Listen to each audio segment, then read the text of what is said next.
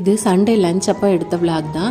அன்றைக்கி சிம்பிளாக குஸ்கா rice egg அப்புறம் வந்து மட்டனில் வந்து ஒரு சுக்கா பண்ணலாம் அப்படின்ட்டு தான் ரெடி பண்ணிகிட்டு இருந்தேன். அன்றைக்கி வந்து ஃப்ரெஷ்ஷாக மசாலாலாம் அரைச்சி நிறைய மிளகுத்தூள் போட்டு சுக்கா மாதிரி ரெடி பண்ண டேஸ்ட் ரொம்பவே சூப்பராக இருந்துச்சு.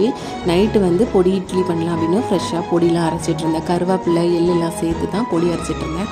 பொடி ரொம்ப டேஸ்ட்டாகவே இருந்துச்சு. பொடி இட்லி பண்ணும்போது நல்லா ஃப்ரெஷ்ஷாக பொடி அரைச்சிங்கன்னா நல்லாயிருக்கும். அதனால தான் ஃப்ரெஷ்ஷாக அரைச்சேன்.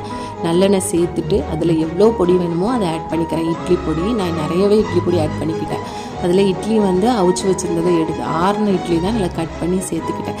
சேர்த்து இதை நல்லா வதக்கிட்டு இதை நல்லா சாட்டை பண்ணி விட்டுட்டு அதுக்கு மேலே எவ்வளோ நல்லெண்ணெய் வேணுமோ அவ்வளோத்தையும் சேர்த்துட்டு டேஸ்ட்டு சூப்பராக இருந்துச்சு. அப்படி சுட சுட பிளேட்டில் வச்சு சாப்பிடும்போது இந்த மாதிரி வீடியோ பார்க்கணுன்னு நினச்சாங்கன்னா மறக்காமல் நம்ம சேனலில் லைக் பண்ணிக்கோங்க.